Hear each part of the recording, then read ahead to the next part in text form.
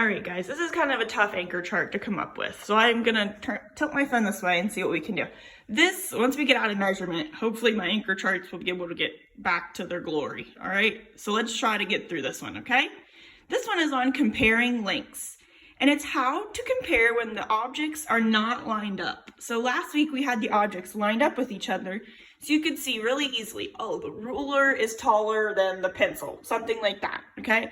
But now we're gonna talk about how you do it when they're not lined up. And you're gonna use a string to compare, okay? So since the strings are the same length, I used a ruler to make sure these green lines are the strings. I used a ruler to make sure they're the exact same length, okay? So since they're the same, we're gonna look how to compare the object to the string and then compare it to the other object. So how does the toothbrush measure up to the string? Is it longer than the string or is it shorter than the string? Well, it is shorter than the string. So let's look at the carrot. The carrot stretches all above the string. So the carrot is longer than the string. So which do you think is the longer object? The carrot or the toothbrush? Remember, look at the string. Remember, were they taller than the string? Were they shorter than the string? So let's see, okay? The toothbrush is blank than the carrot. What do you think the answer should be? Longer or shorter?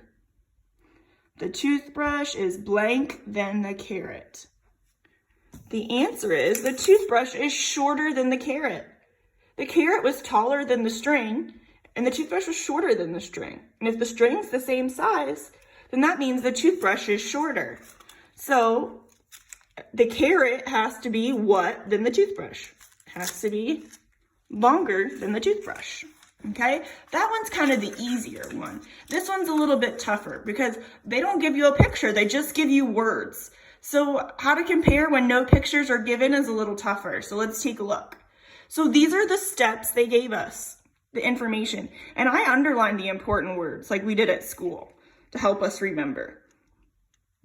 The red crayon is shorter than the blue crayon. The blue crayon is shorter than the orange crayon.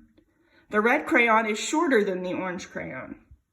So my thing is read it several times. I'm gonna read it one more time, okay? And then we're gonna work it out. The red crayon is shorter than the blue crayon. The blue crayon is shorter than the orange crayon. The red crayon is shorter than the orange crayon.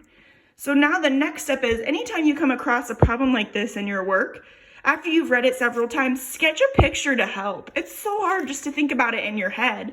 If you need to, sketch it out. So I underlined the important words for you. So let's go sentence by sentence and look at the picture I drew, okay?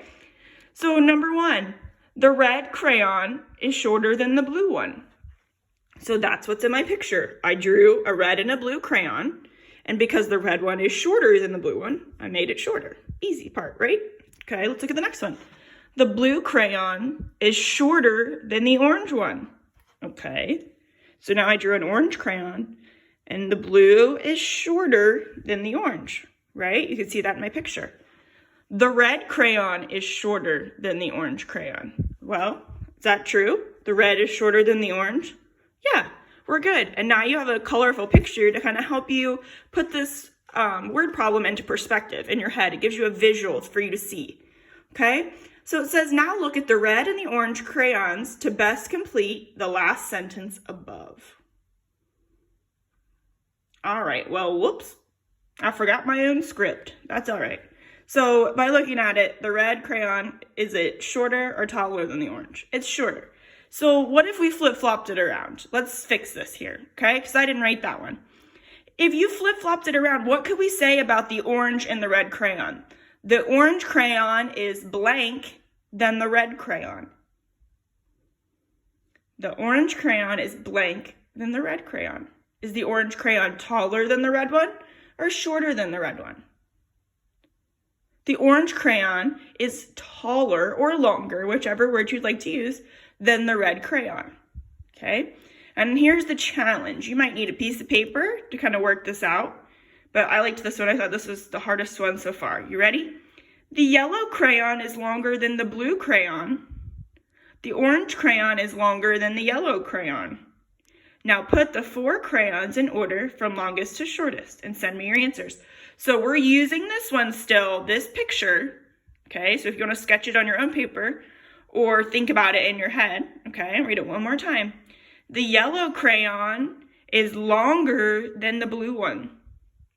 The orange crayon is longer than the yellow one. Now put the 4 crayons in order from longest to shortest and send me your answers. All right, thank you.